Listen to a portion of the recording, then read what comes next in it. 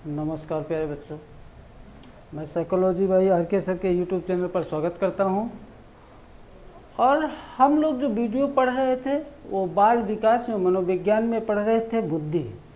पहले हम लोगों ने बुद्धि का अर्थ पढ़ा, फिर बुद्धि की विशेषताएं पढ़ी, फिर किस मनोवैज्ञानिक ने मतलब क्या विशेषता बताई उसको पढ़े, फिर बुद्धि की परिभाषाएं पढ़े, फिर जो है बुद्धि के जो महत्वपूर्ण सिद्धांत हैं उनकी हम लोगों ने चर्चा की। उसी के क्रम में जो बुद्धि से अभी तक सवाल जो बनते हैं या जो बनने की संभावना है और क्या क्या बन सकते हैं, इसकी आज हम लोग चर्चा करेंगे। तो बुद्धि से हमारा मानना है कि अभी तक यदि आप प्रीवियस ईयर पेपर के आप देखें तो उसमें बुद्धि से संबंधित जो है 2 से 3 प्रश्न निश्चित बनते हैं। तो किस प्रकार प्रश्न बनते हैं उनकी हम चर्चा आज करते हैं। तो पहला प्रश्न आपका यह है कि बुद्धि का संबंध होता है। प्रश्न है, बुद्धि का संबंध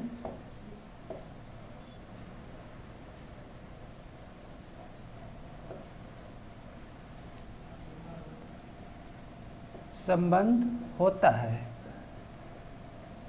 बुद्धि का संबंध होता है और आपके ऑप्शन रहेंगे केंद्रीय चिंतन से, यानी ए ऑप्शन केंद्रीय चिंतन से।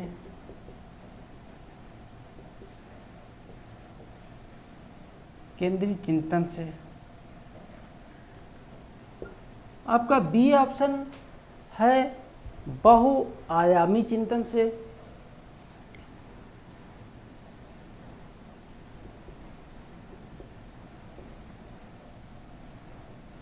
बहुआयामी चिंतन से। और आपका सी ऑप्शन रहेगा सृजनात्मकता से। सृजनात्मकता से। और आपका डी ऑप्शन है उपरोक्त सभी।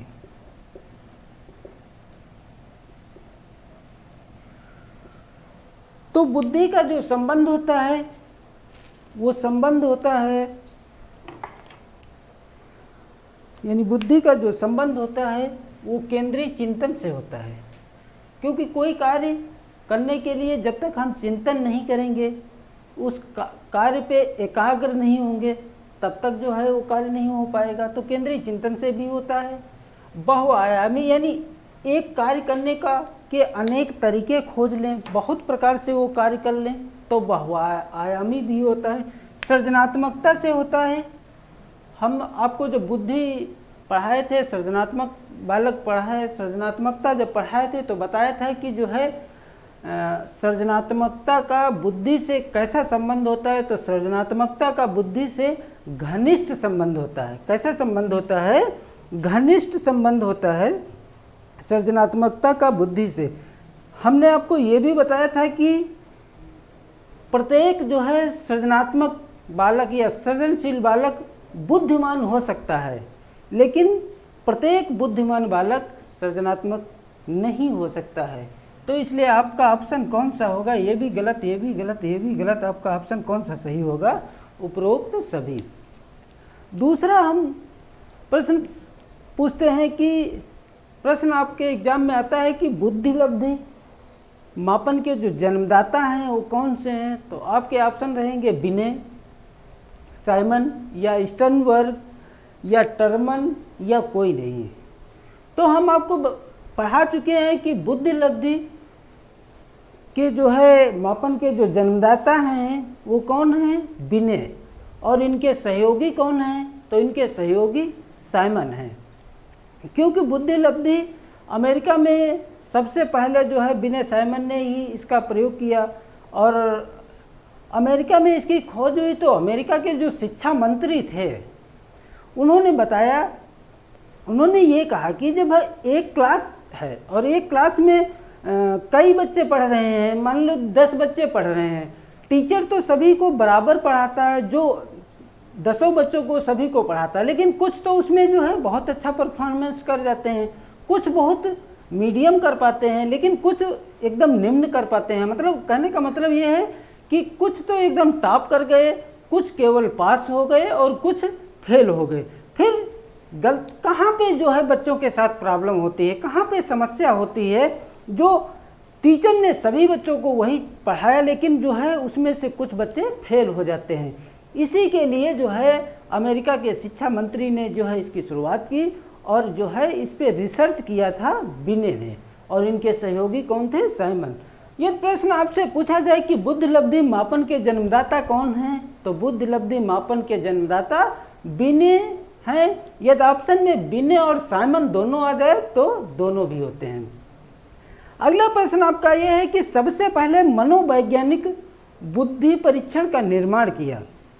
तो हम आपको बता रहे हैं कि जो सबसे पहले मनोवैज्ञानिक बुद्धि लब्धि या बुद्धि परीक्षण का निर्माण किया, और आपके ऑप्शन होंगे अल्फ्रेड बिने, दूसरा ऑप्शन होगा स्पीयरमैन, तीसरा ऑप्शन होगा स्टर्नबर्ग और चौथा ऑप्शन होगा वेसलर।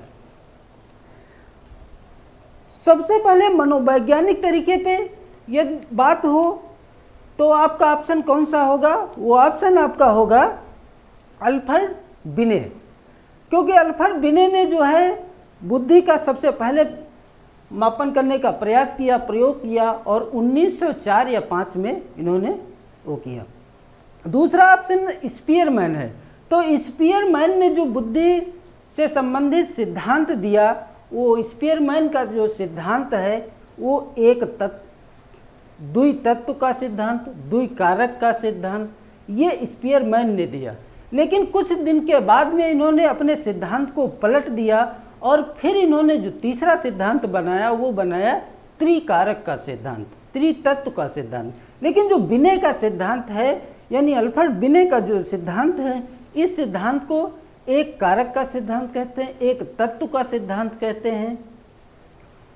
लेकिन हम आपको जो है जो पढ़ा रहे थे बिने, तो उसमें बताया था कि जो है सबसे पहले ये सिद्धांत का प्रतिपादन किसने किया, तो अल्फ्रेड बिने ने किया। लेकिन कुछ मनोवैज्ञानिकों ने बिने के सिद्धांत की आलोचना भी की, और आलोचना ये की कि उन्होंने बताया कि जब अल्फ्रेड बिने साहब कहते हैं कि जो है बुद्धि एक कारक के समान है, एक तत्व के समान में है, एक अविभाज्य इकाई है। ये किसने कहा था, तो अल्फ्रेड बिने ने कहा था। लेकिन मनोवैज्ञानिकों ने कहा कि जब सभी बालकों में, सभी व्यक्तियों में बुद्धि एक समान है, एक ही कारक है, एक ही तत्व है, तो प्रत्येक व्यक्ति की कार्य करने की क्षमता अलग अलग कैसे हो सकती है, सभी की कार्य क्षमता एक होना चाहिए। इसलिए जो बिने का सिद्धांत है, इसे जो है निरंकुशवादी का सिद्धांत भी कहा जाता है। आगे देखते हैं कि जो तीसरा ऑप्शन आपका था स्टर्नबर्ग। स्टर्नबर्ग ने जो है, इन्होंने जो है बुद्धि, स्टर्नबर्ग ने जो है के सिद्धांत को आधुनिक बुद्धि का सिद्धांत कहा जाता है, क्योंकि स्टर्नबर्ग ने जो सिद्धांत दिया था एमए यानी मानसिक आय अपान वास्तविक अपान इंटू 100, यानी 100 की जहाँ बात आ जाए वहाँ पे किसकी बात होगी, तो वहाँ पे स्टर्नबर्ग की बात होगी। अगला प्रश्न देखते हैं कि बुद्धि पर, यानी बुद्धि पर वंशानुक्रम का क्या प्रभाव पड़ता है और ये परिभाषा किसने दिया है। तो हम आपको ऑप्शन दे रहे हैं। पहला ऑप्शन है गैरेट, दूसरा ऑप्शन है गाल्टन, तीसरा ऑप्शन है टर्मन और चौथा ऑप्शन है डॉक्टर माथुर। तो डॉक्टर मनोवैज्ञानिक टर्मन ने बताया कि बुद्धि पर वंशानुक्रम का प्रभाव पड़ता है। ये परिभाषा किसकी थी, तो ये परिभाषा टर्मन की थी। अगला प्रश्न देखते हैं कि टर्मन के अनुसार 109 यानी 90 से 109, टर्मन के अनुसार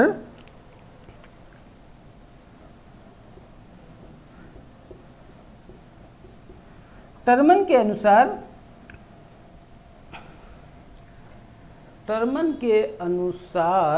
90 से 109 बुद्धि लब्धि का बालक कहा जाता है। बुद्धि लब्धि का बालक कहा जाता है। और आपके ऑप्शन होगा मंद बुद्धि, दूसरा ऑप्शन होगा क्षीण बुद्धि, तीसरा ऑप्शन होगा श्रेष्ठ बुद्धि और चौथा ऑप्शन होगा सामान्य बुद्धि।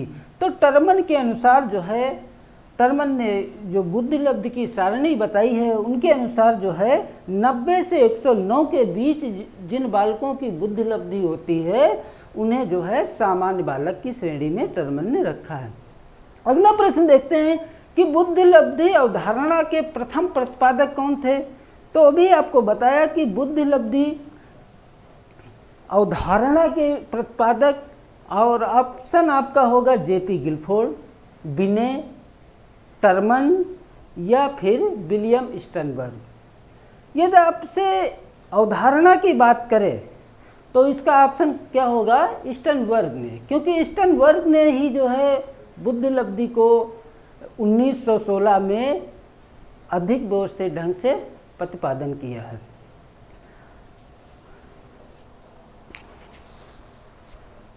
अगला प्रश्न ये है कि विनय साइमन परीक्षण द्वारा मापन किया जाता है सामान्य बुद्धि का या विशिष्ट बुद्धि का या अभिवृद्धि का या अभिक्षमता का।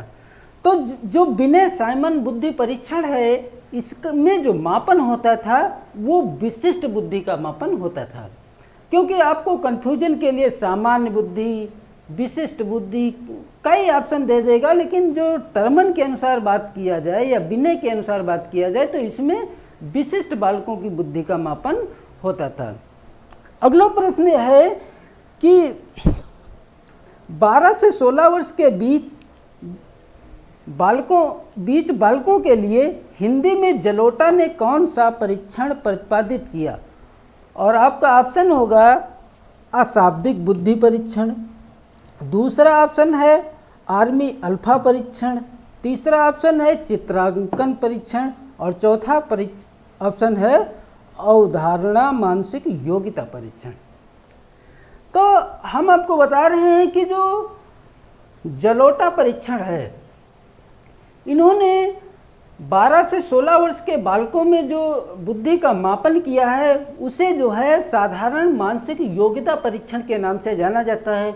और जलोटा ने बुद्धि के 5 परीक्षण बनाए हैं, जिसमें से जो शुरू के 2 परीक्षण हैं उसमें जो है जलोटा वो खुद बनाए हैं और जो बाद के 3 परीक्षण हैं वो जलोटा ने किसी से उधार लिया है, मतलब वो हैं तो दूसरे के लेकिन उसका प्रतिपादन किसने किया, तो जलोटा ने किया है। अगला प्रश्न इसी पे हम आप लोगों से बात करते हैं कि किस प्रकार प्रश्न बुद्धि से संबंधित आते हैं। तो अगला प्रश्न ये है कि बुद्धि का सामूहिक परीक्षण किस मनोवैज्ञानिक ने दिया। और आपका ऑप्शन होगा स्टर्नफोर्ड ने, कोह ब्लॉक डिजाइन ने या आर्मी बीटा परीक्षण ने या वेस्लर ने। बुद्धि का जो सामूहिक परीक्षण है ये किसने दिया या इस परीक्षण का नाम क्या है, तो इस परीक्षण का नाम है आर्मी बीटा परीक्षण। क्या नाम है, आर्मी बीटा परीक्षण। जब हम आपको ये पढ़ा रहे थे बुद्धि से संबंधित सिद्धांत, उसमें हमने बताया था कि जो आर्मी बीटा परीक्षण था ये अमेरिका में द्वितीय विश्व युद्ध के समय ये बनाया गया था। उस समय अमेरिका को बहुत सारे सैनिकों की ज़रूरत थी, तो इसमें जो आर्मी बीटा परीक्षण था इसमें जो है अशिक्षित लोगों को भी जो है शामिल किया गया था, उनका भी जो है मानसिक टेस्ट लिया जाता था, बुद्धि का परीक्षण किया जाता था। और ये जो है सैनिकों के लिए या 4th क्लास में जो है भर्ती के लिए बनाया गया था।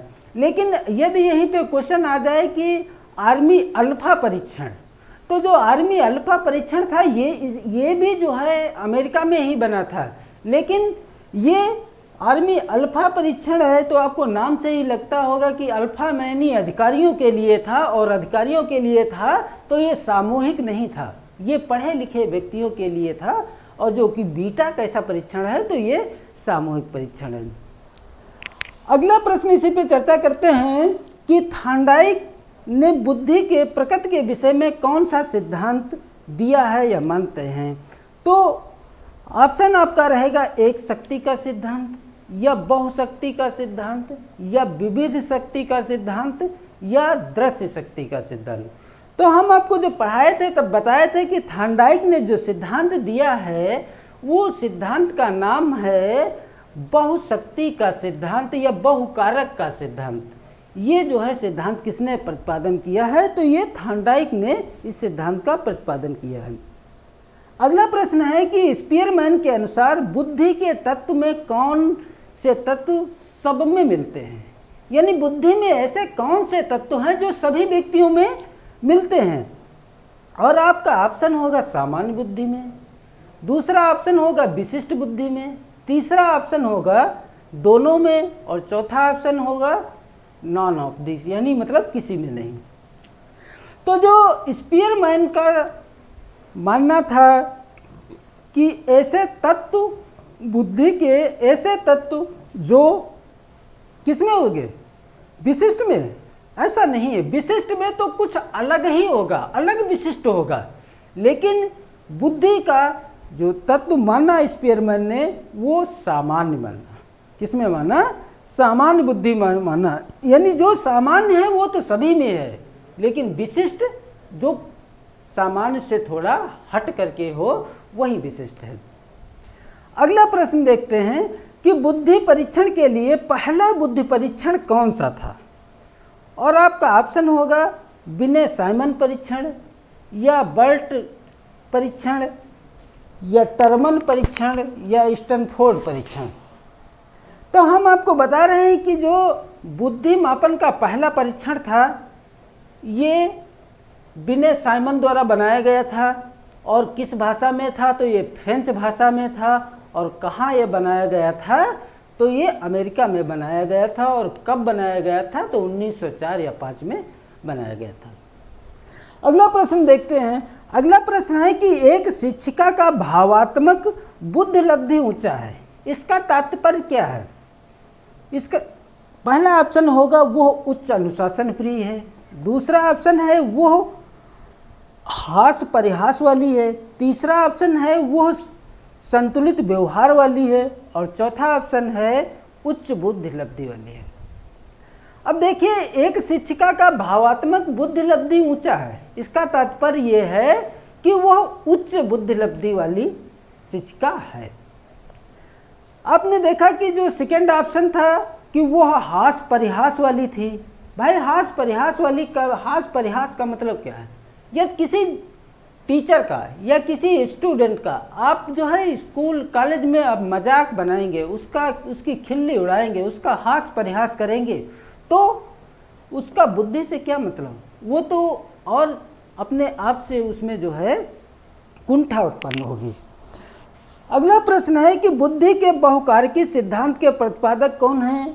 तो अभी आपको बताया कि बुद्धि के जो बहुकारकी सिद्धांत के प्रतिपादक हैं वो थार्नडाइक हैं, और इन्हीं के सिद्धांत को बहुशक्ति का सिद्धांत भी कहा जाता है। अगला प्रश्न है कि बुद्धि को पिरामिड के रूप में किसने प्रतिपादित किया? और आपके ऑप्शन होंगे मैकडूगल, टर्मन, या थार्नडाइक, या बुद्धि को पिरामिड के रूप में प्रतिपादित किया मैकडूगल ने, या फिलिप बर्नन ने, या थार्नडाइक ने, या स्टर्नबर्ग ने। तो हम आपको जब पढ़ाए थे तब बताए थे कि बुद्धि को एक पिरामिड के रूप में जो प्रतिपादित किया है वो फिलिप बर्नन ने प्रतिपादित किया है। फिलिप बर्नन ने बुद्धि को एक पिरामिड के रूप में प्रतिपादित किया, और फिलिप बर्नन ने बताया कि बुद्धि में दो तत्व होते हैं, एक सामान्य कारक और एक विशिष्ट कारक। लेकिन टर्मन ने बताया कि जो सामान्य कारक होता है उसे जी से परिभाषित किया, यानी जी फैक्टर से परिभाषित किया सामान्य कारक को। और टर्मन ने बताया कि ये जो सामान्य कारक होता है ये सबसे महत्वपूर्ण होता है, और जो ये विशिष्ट कारक होते हैं इनका एक क्रम जो है ऊपर लगता चला जाता है, यानी इनका एक क्रम लगता चला जाता है। लेकिन जो सामान्य कारक यानी जो जी फैक्टर होता है ये बहुत महत्वपूर्ण होता है, इनका क्रम ऊपर लगता चला जाता है। जैसे कोई बालक ने जो है संगीत सीख लिया तो उसका एक क्रम बन गया, फिर उसने जो है मान लो हिंदी की बजाय उसने अंग्रेजी भी सीख लिया तो उसका भी एक क्रम सीख गया। कोई बालक कलाकार हो गया, उसका भी एक क्रम बन गया, या कोई बालक धावक हो गया, वो भी जो है उसका एक क्रम बनता चला जाता है। तो ये आपसे प्रश्न पूछा जाए कि बुद्धि को सर्वप्रथम पिरामिड के रूप में किसने प्रतिपादित किया, तो आपका ऑप्शन क्या होगा, फिलिप बर्नर ने प्रतिपादित किया है। अगला प्रश्न देखते हैं कि मनुष्य का व्यवहार मुख्यतः किससे प्रेरित होता है, कौशल से, अभिवृत्ति से, या अभिक्षमता से, या बुद्धि से। तो जो मनुष्य का व्यवहार होता है वो अभिवृत्ति से प्रेषित होता है, इसमें बुद्धि का कोई रोल नहीं होता है। अगला प्रश्न यह है कि बुद्धि लब्धि गणना की जाती है। तो अभी आपको बताया था कि बुद्धि लब्धि की जो गणना वर्तमान में की जाती है वो MA यानी मानसिक आय अपान वास्तविक आय इंटू 100 वर्तमान में ये सूत्र है। और ये सूत्र किसने दिया है, तो ये सूत्र जो दिया है वो स्टर्नबर्ग ने दिया है,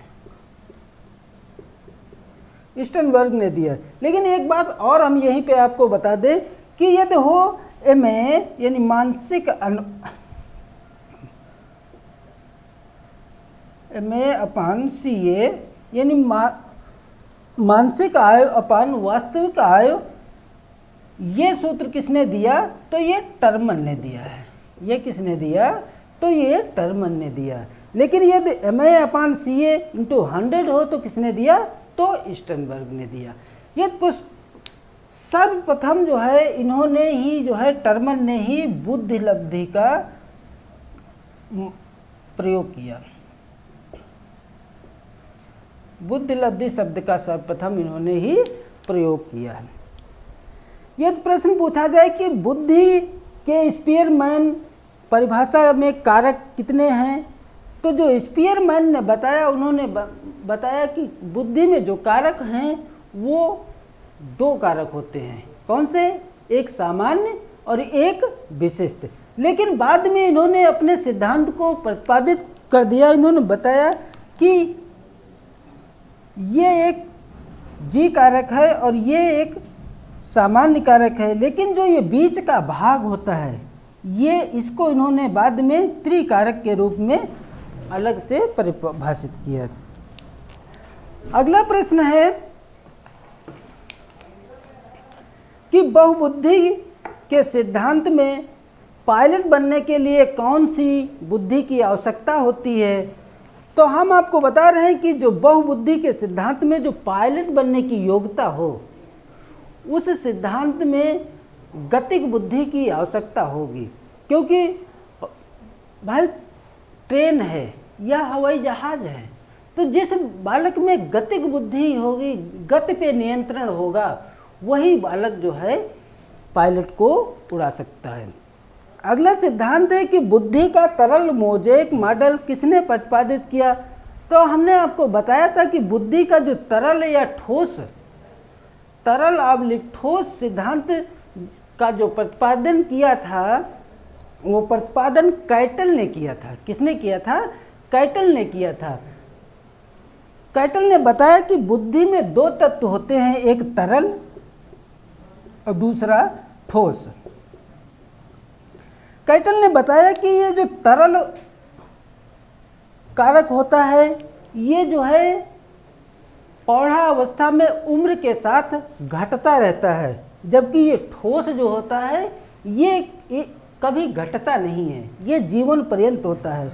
जैसे तरल के का एक उदाहरण भी दिया था कि जैसे आपके घर में कोई बुजुर्ग व्यक्ति है और कोई आपके घर में मेहमान आया, तो वो बुजुर्ग व्यक्ति पूछता है कि कौन आया है, तो घर के किसी सदस्य द्वारा बताया जाता है कि रमेश आए हैं, महेश आए हैं या दिनेश आए हैं। लेकिन थोड़ी देर बाद वो बुजुर्ग व्यक्ति जो है भूल जाता है। तब वो दूसरे की घर के मतलब बाहर की कोई की आवाज़ सुनता है, तब फिर पूछता है कि कौन आया है घर पे। तो घर के सदस्य बताते हैं कि अभी बताए थे कि वो दिनेश या मोहन या सुरेश आए हैं। तो वो कहता व्यक्ति कि भूल गए, हमारे दिमाग से उतर गया, मुझे याद नहीं रहा। लेकिन जो इन्होंने बताया कि जो ठोस बुद्धि होती है, जैसे एक बार आपने वर्णमाला सीख लिया तो क्या आपको ये वृद्धावस्था में फिर सीखना पड़ेगा? नहीं सीखना पड़ेगा। तो ये जो ठोस बुद्धि होती है, ये ठोस कारक होता है, ये जीवन पर्यंत होता है, मतलब एक बार सीखने के बाद ये दोबारा सीखना नहीं पड़ता है। अगला सिद्धांत है कि बुद्धि के द्विकारक सिद्धांत का प्रतिपादन किसने किया? तो अभी आपने को बताया कि बुद्धि के जो द्विकारक का सिद्धांत किया है वो स्पीयरमैन ने किया था, लेकिन स्पीयरमैन ने बाद में अपने सिद्धांत को त्रिकारक सिद्धांत कर दिया। अगला प्रश्न यह है कि संज्ञान किस बुद्धि के सिद्धांत का हिस्सा है? तो ये संज्ञान जो है, ये जो है गिलफोर्ड का जो सिद्धांत है उसका हिस्सा है, क्योंकि गिलफोर्ड ने अपने सिद्धांत को 3 भागों में बांटा था। देखिए कौन कौन से वो भाग थे? संक्रिया या विचार, दूसरा था नियंत्रण या सूचना, और तीसरा था परिणाम या उत्पाद। उसी में जो है गिलफोर्ड ने बताया था जो ये संक्रिया या विचार है, इनके जो है जो तत्व बताए थे, जैसे संज्ञान है, स्मरण है, प्रत्यय परंपरागत चिंतन है, प्रत्यय स्मरण है, आदि मूल्यांकन जो है इन्होंने बताया था। और इस सिद्धांत का जो है गिलफोर्ड ने कब प्रतिपादन किया था? तो इस सिद्धांत का जो गिलफोर्ड ने प्रतिपादन किया वो 1964 में किया था। अगला प्रश्न है कि बुद्धि एक तर्क संगत चिंतन है, और ये परिभाषा किसने दी? तो बुद्धि एक तर्क संगत चिंतन है, ये परिभाषा जो है स्पीयरमैन ने दी थी। आपके एग्जाम में पूछा जाता है कि एक 8 वर्ष का सुधीर या महेश की मानसिक आयु 10 वर्ष है, यानी व्यक्ति की उम्र कितनी है? 8 वर्ष। 8 वर्ष और मानसिक आयु कितनी है? 10 वर्ष। तो उसकी बुद्धि लब्धि क्या होगी? तो हम आपको बता रहे हैं कि इसका सूत्र क्या है? MA/CA, यानी मानसिक आयु अपान वास्तविक आयु, यानी 8/10 × 100 काट दीजिए, एक यहाँ से कटा एक यहाँ से, अर्धम 80, यानी उसकी बुद्धि लब्धि कितनी होगी? तो उसकी जो बुद्धि लब्धि होगी वो कितनी होगी?